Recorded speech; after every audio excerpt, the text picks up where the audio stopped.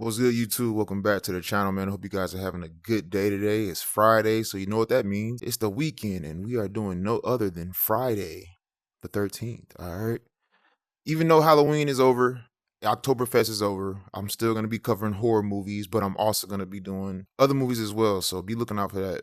If you're new to the channel, I hope you enjoy this type of content. I try to do all my reactions in VR and everything is real. We go over this together. I'm making all this up on the fly as we go. All right. So hope you guys like this. Don't forget to smash that like button. All right. So without further ado, we about to be getting into how Deputy Winslow got murked and how he could have easily survived in this film.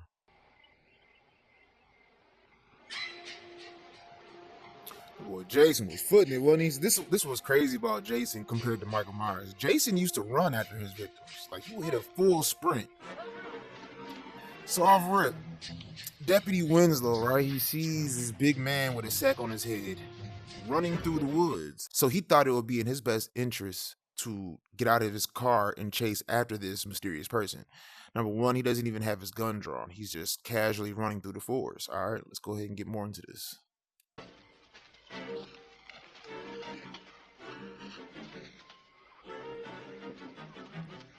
Man had to stop to fix his hair. He's like,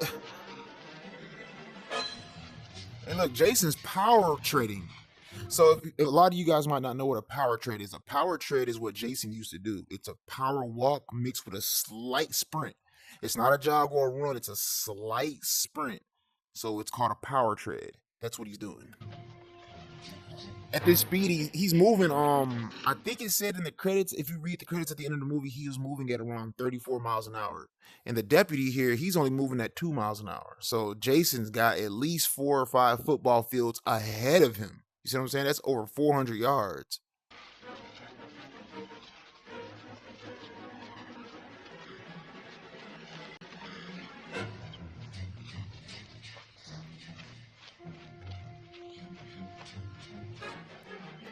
So as you clearly see, right?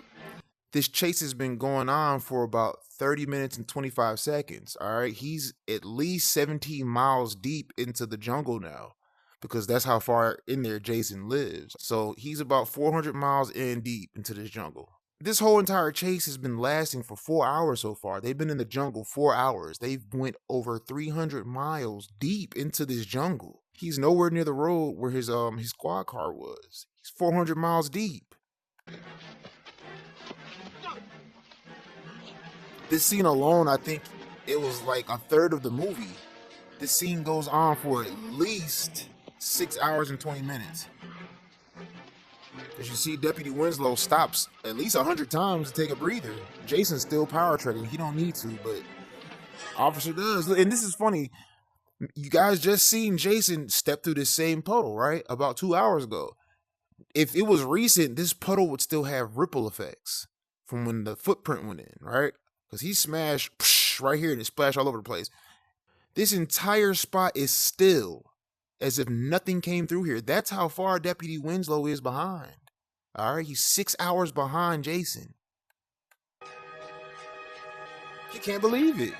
And the simple fact he continued to chase after him, not knowing where he was going, it's crazy to me.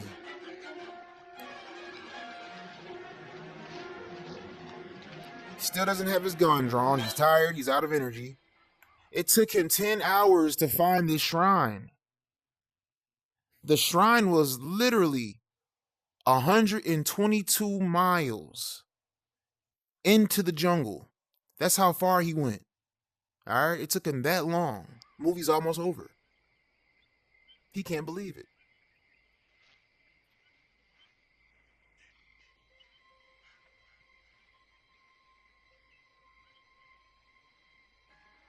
Now, as we see him walking in the front of Jason's little home shack shrine he made out of scrap, right? You're gonna notice something very strange on the deputy's shirt. As you see, he doesn't even have a name tag. He just has a badge. So in these movies, whether you're a security guard or whatever it is, a police officer, if you don't have a name tag, you're doomed from the jump. You have no chance. You don't stand any chances. He's a deputy, and he didn't even have a name tag. All right, and then he's only getting paid $2.46 an hour. So him even chasing Jason on foot was way, way out of his pay grade. All right, that's beyond his word. That's for the sheriff. He's a deputy with no name tag. All right, I'm gonna show you how far out of his league he is. So he sees the filth that Jason's been living in, right? To Jason, this is spick and span. This is clean. His crib is clean, presentable. But to the normal human, this place is straight trash. Like this movie.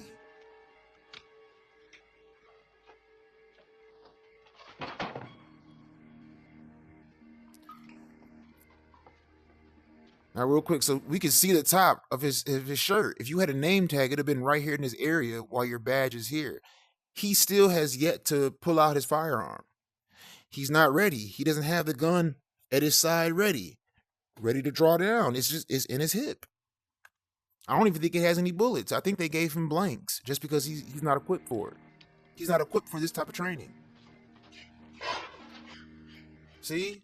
No name tag. He's definitely not equipped for this type of scenario. All right, he's done. Cooked. Jason got a whole toilet in here, okay? And it doesn't even have a top part. So this is the part where you lift up the toilet seat and you pee, right? He sits and pees on this. And number one, how is there even water in here? There's no line to hook this up. There's no plumbing out there. It's 400 miles into the jungle. There's no power, no electricity. There's nothing. No plumbing, no sewage. How is this even possible? He just put a toilet seat right here, put some water in it, and then he just goes. This toilet would have been filled. He can't even flush it. What's this toilet doing in here?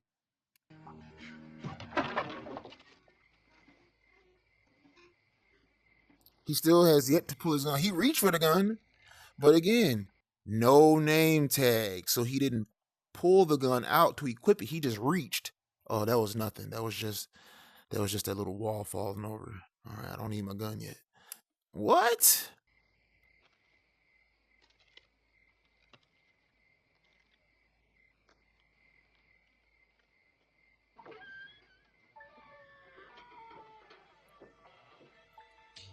At this moment right here, he immediately seeing all those dead bodies in there, right? Still does not reach for his gun. So I brought it back so you guys can see how small this shack was. Now, when Deputy Winslow went inside of here, he covered the entire front part of this little shack. Only part that was open was in the back where all the dead bodies was. Where the heck was Jason hiding at inside of here? This is a 2x4. It's not that big on the inside of here. He checked literally every crevice and corner and Jason was not in there, but yet he stepped out from behind him. What shack was he hiding inside of in this shack? A shack and a shack. As you see, look. This is the whole front room, and then this is where he goes in the back to see the dead bodies. That's where Jason stepped from right here. Where's he hiding at? He did a whole sweep, covered the whole front room. But as we get to this part where he sees the bodies, Jason just casually pops out behind him. I don't know where he came from, but whatever.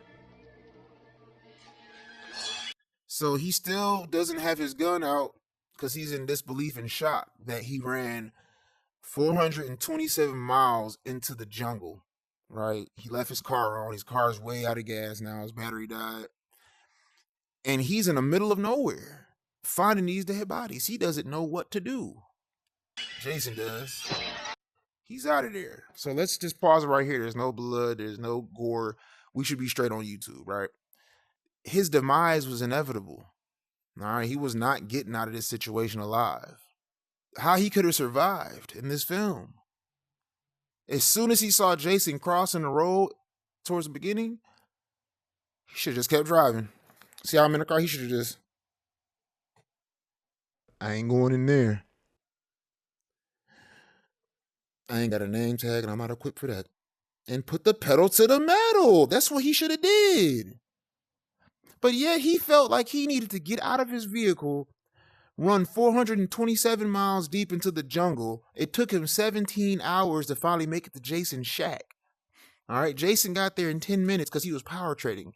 He was running full sprint as fast as he could, and it took 6 hours. All right, didn't have a name tag, didn't have his gun pulled. He was just out there on a blank mission. He was set up to fail. All right. But if he would have kept driving and minded his own business and left that situation up to the sheriff, because I'm sure the sheriff got a name tag, he's equipped for those situations. He could have made it home to his family if he has a family, right? He could have made it home at the end of the night, but he didn't. This is the result. A stupid man with a stupid look on his face as he checks out. What y'all think? Y'all think he could have survived in this film? Or do you think he was cooked from the jump? Leave a comment down below, man. Let me know your thoughts. I'm not tripping. Y'all know I'm never tripping in these videos. This nigga's tripping beyond belief. All right. That's tragic.